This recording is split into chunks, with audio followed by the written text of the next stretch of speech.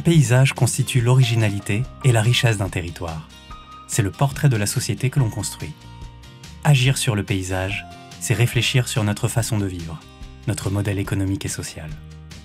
À Nantes, les acteurs engagés dans l'accompagnement des territoires se sont réunis pour partager et transmettre leurs expériences et réflexions sur le thème de la participation, enjeu majeur de la réussite d'un projet d'aménagement du territoire.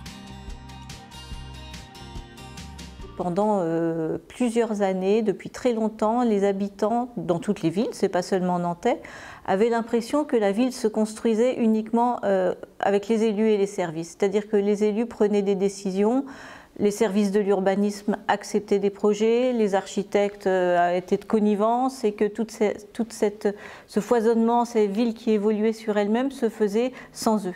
Aujourd'hui, ils sont associés à l'évolution de leur ville. Il s'agit avec les habitants de partager à la fois les usages et leur expertise et aussi de co-construire les projets, même si on n'est pas encore en co-décision.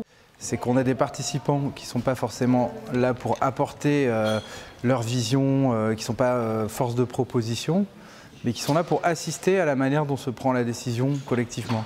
C'est vraiment quelque chose qui est partagé, qui est verbalisé à haute voix, devant tout le monde.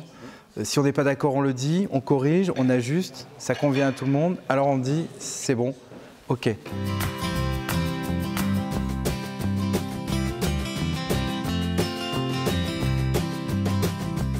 L'idée, c'était vraiment que les habitants puissent avoir leur mot à dire sur le futur projet qui va se faire au 45 route de Saint-Herblain. L'image de projet est le résultat de cette concertation. Le projet aurait été tout autre si les habitants n'avaient pas participé à l'élaboration.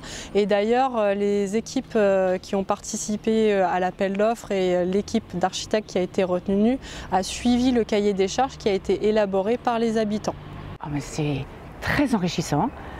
On travaille sur les plans, on va sur le terrain, ça permet de créer des liens et puis on connaît notre histoire, quoi. On a l'impression d'être écouté.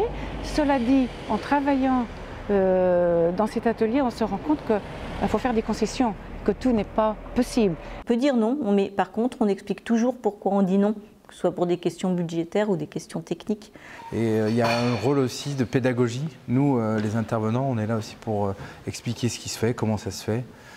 Et donc, c'est comme ça que tout le monde ressort satisfait de son besoin.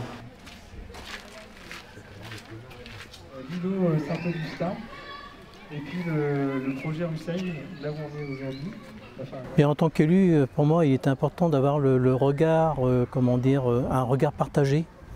Et un regard qui permette de construire ce plan, voilà, qui ne soit pas dirigé par des élus, mais aussi en mode participatif. Je crois que ça apporte une richesse aussi, une richesse de vue, et qui est tout à fait profitable justement pour l'élaboration de ce plan.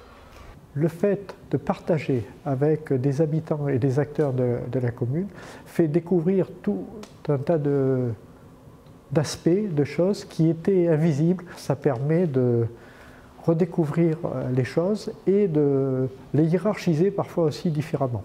Je crois que ces démarches, elles permettent à la fois des projets plus concrets, plus imaginatifs, parce qu'on les a partagés avec les habitants, donc c'est le résultat qui est intéressant, mais aussi la démarche. Parce que quand on met 20 personnes autour de la table, chacun arrive avec son histoire, son identité, sa vision, et quelque part on contribue par cette délibération partagée à créer de l'intérêt général, à favoriser les conditions d'une citoyenneté totalement active.